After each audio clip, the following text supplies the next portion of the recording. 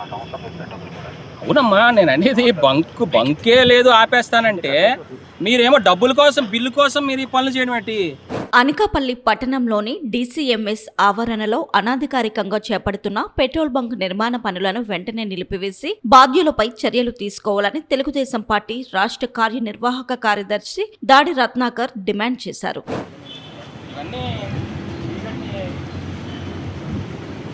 ట్యాంకులు అనుకుంటా కింద నిర్మాణం 3.5 సంవత్సరం అయింది ఆగిపోయి. ఈ సందర్భంగా ఆయన మాట్లాడుతూ అనకాపల్లి పట్టణ నడిబొడ్డులో ఉన్న డీసీఎంఎస్ కు చెందిన ఎకరా 60 సెంట్ల ప్రభుత్వ స్థలంలో జీవీఎంసీ జోనల్ కార్యాలయం, కంపోస్ట్ యార్డు ఉన్న ప్రాంతంలో 9 అంతస్తుల భవనం నిర్మించి అందులో ప్రభుత్వ కార్యాలయాలను ఏర్పాటు చేసేలా ప్రణాళికలు రూపొందించి ముఖ్యమంత్రి చంద్రబాబు నాయుడు గతంలోనే సమర్పించారని తెలిపారు. దీని ద్వారా డీసీఎంఎస్ కు ఎటువంటి పెట్టుబడి లేకుండా నెలవారీ ఆదాయం వచ్చే అవకాశం ఉంటుందని పేర్కొన్నారు.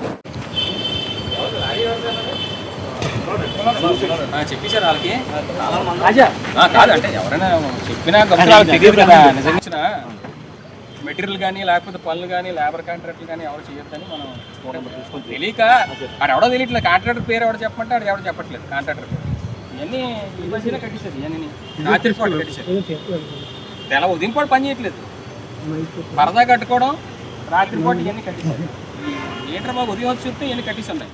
అయితే గత ప్రభుత్వ హయాంలో డీసీఎంఎస్ స్థలాన్ని అనాధికారికంగా పెట్రోల్ బంకుకు కేటాయించారని, అప్పట్లోనే దాన్ని అడ్డుకున్నామని చెప్పారు. కూటమి ప్రభుత్వం అధికారంలోకి వచ్చిన తరువాత ప్రజల అవసరాలకు ఉపయోగపడే విధంగా ఈ స్థలాన్ని వినియోగించాలనే నిర్ణయం తీసుకున్నట్లు తెలిపారు. ఈ ప్రాంతంలో పెట్రోల్ బంక్ నిర్మాణం జరిగితే ఉడా కాలనీ, రావు గోపాలరావు కళాక్షేత్రం, ఎన్టీఆర్ స్టేడియంలో జరిగే సాంస్కృతిక కార్యక్రమాలు, సీఎం సమావేశాలు, అనకాపల్లి ఉత్సవం వంటి ప్రజా కార్యక్రమాలు నిర్వహించరాదనే నిబంధనలు వర్తిస్తాయని ఆయన వివరించారు. ఈ స్థలాన్ని 33 సంవత్సరాల పాటు నెలకు 50,000 రూపాయల చొప్పున లీజుకి ఇవ్వడం ప్రభుత్వ స్థల కబ్జాకు ప్రోత్సాహం ఇచ్చినట్లేనని దాడి రత్నాకర్ ఆరోపించారు. అనకాపల్లి ఎంపీ సీఎం రమేష్ ప్రజల శ్రేయస్సును దృష్టిలో పెట్టుకుని ఈ ప్రాంతంలో పెట్రోల్ బంక్ నిర్మాణం సరికాదనే ఉద్దేశంతో విశాఖ జాయింట్ కలెక్టర్ కు లేఖ రాశారని తెలిపారు. ఎంపీ నిధులు, సిఎస్ఆర్ నిధులతో భవన సముదాయాలు నిర్మించి ప్రభుత్వ కార్యాలయాలను ఏర్పాటు చేస్తామని హామీ ఇవ్వడంతో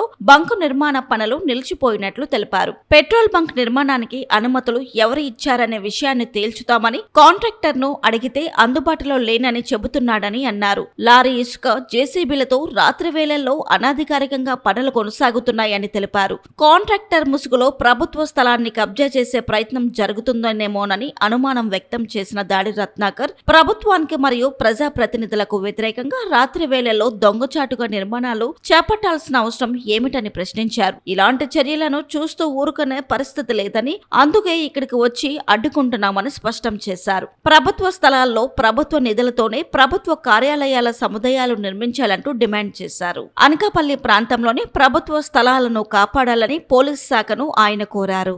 ప్రజలు కానీ, ఒక ఎలైట్ పీపుల్ కానీ, డాక్టర్స్ కానీ, ఎక్కువగా వైశ్యాస్ పెళ్లిళ్ళు చేసుకునేటువంటి చంద్రశేఖర కళ్యాణ మండపం కానీ, ఇక్కడ సాంస్కృతిక కార్యక్రమాలు నిర్వహించేటువంటి ఈ కార్యక్రమాలు కానీ, ఇక్కడ బంకు పెడితే ఎన్టీఆర్ స్టేడియంలో సీఎం ప్రోగ్రామ్ కానీ, పిఎం ప్రోగ్రామ్ కానీ ఏవి కూడా చేయడానికి అవ్వదు. ఏ ప్రభుత్వ కార్యక్రమం నిర్వహించడానికి అవ్వదు. మన అనకాపల్లి ఉత్సవం చేసి మందు కూడా పాల్చాము, మంచి పెద్ద ఎత్తున చేసాం. 1,00,000 మంది ప్రజానీకం వచ్చారు చూడడానికి. ఇక్కడ బంకు పెడితే ఎన్టీఆర్ స్టేడియంలో 5,000కి మించి ఏ కార్యక్రమాన్ని కూడా చేయకూడదు. ఎందుకంటే ప్రమాదం జరుగుతాయేమో అనేటువంటి ముందొచ్చు జాగ్రత్త చర్యగా నిబంధనల ప్రకారం ఏ కార్యక్రమాలు ఇక్కడ ఎన్టీఆర్ హాస్పిటల్ దగ్గర నుంచి అటు 4 రోడ్ల జంక్షన్ వరకు, ఇక్కడ ఉప్పల చంద్రశేఖర కళ్యాణ మండపం వరకు, థియేటర్ వరకు కూడా ఏది చేయడానికి అవ్వదు. ఏ కార్యక్రమం పక్కన ఆర్టీసీ కాంప్లెక్స్ కూడా ఉంది. కాబట్టి ఇటువంటి ప్రాంతంలో బంకులు పెట్టొద్దు. ఎందుకంటే ఎక్కడైనా పెట్టుకోండి, మీరు హైవేల్లో పెట్టుకోవచ్చు, లేదా పెట్టుకోవచ్చు, బంకులు నిర్మాణం చేసుకోండి.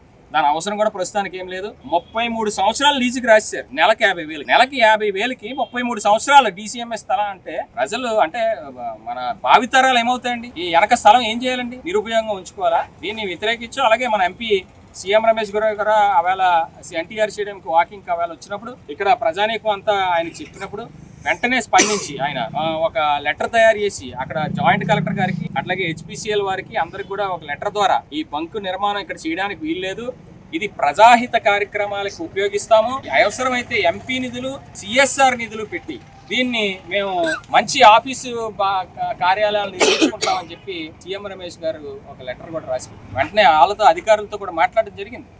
దాంతో తాత్కాలికంగా పనులన్నీ కూడా ఆపారు. ఈవేళ మళ్ళీ చూస్తే ఈవేళ ఆ కాంట్రాక్టర్ ఎవడో ఊరు పేరు తెలియని కాంట్రాక్టర్, మరి నిజమైన కాంట్రాక్టర్ లేకపోతే కబ్జా చేయడానికి వచ్చిన కాంట్రాక్టర్లో మాకైతే తెలియటం లేదు. కానీ మరి పనులు ఆపేసినాక ఇక్కడ కాంట్రాక్టర్లు వచ్చి ఇక్కడ పని చేయాల్సినటువంటి అవసరమే ఉందండి. ఇక్కడ లారీల్లో ఇసుక తీసుకొచ్చి దొంగచాటుగా రాత్రిపాటు జేసీబీలు తీసుకొచ్చి ఇక్కడ పని చేయాల్సిన అవసరం ఉంది. దొంగచాటుగా లేబర్ని పెట్టి పరదాలు కట్టుకొని పని చేయాల్సిన అవసరమే ఉంది. ఇది అంటే ఈ కాంట్రాక్టర్ ముసుగులో కబ్జా చేయడానికి ఏమైనా ప్రయత్నం చేస్తా ఉన్నారా? DCMS స్థలాన్ని కబ్జా చేయడానికి ఇది ఒక కుట్ర పన్నుతా ఉన్నారా? అది అనుమానంగా ఉంది. ఇవాళ కాంట్రాక్టర్ ఎవడో ఫోన్ చేసి మాట్లాడితే ఆడెక్కడ తిరుపతిలో ఉన్నాను, ఖాళీ లేదండి, నేను ఖాళీ ఉన్నప్పుడు వస్తాను అంటున్నాను. అంటే మరి ఈ పనులని ఎవరు చేయిస్తున్నారు అర్థం కావటం లేదు. కాబట్టి దీన్ని తక్షణమే ప్రజాహిత కార్యక్రమాల దృష్ట్యా అవసరమైతే నేను పోలీస్ స్టేషన్ లో కూడా కంప్లైంట్ లాడ్జ్ చేయడానికి సిద్ధంగా ఉన్నాం. ఇటువంటి అంటే ప్రభుత్వ స్థలాలని ఇవాళ మనం కాపాడుకోవాలి. మన భావి తరాలకి ప్రభుత్వ స్థలాలను మిగల్చాలి. ఇవాళ అనకాపల్లి మున్సిపల్ ఆఫీస్ ని ఆ రోజు BOT కింద ఇదే పద్ధతిలో మాల్స్ కి కేటాయిస్తే అవాళ మేము సుమారుగా 68 రోజులు రిలే నిరాహార దీక్షలు చేసి దాన్ని కాపాడుకున్నాం మున్సిపల్ స్టేడియం. కాబట్టి ఈవేళ బిల్డింగ్ ఉంది జోనల్ కమిషనర్ కార్యాలయం, అది 2 ఎకరాల 60 సెంట్లు, ఇది కూడా ఎకరా 60 సెంట్లు DCMS. ఈ రెండే ఉన్నాయండి ఇంకా అనకాపల్లిలో. ఈ 2 స్థలాలని కూడా మనం అందుకే ఇలా కబ్జాలు అవుతాయనే నేను మొన్ననే ముఖ్యమంత్రి గారికి రాయడం జరిగింది.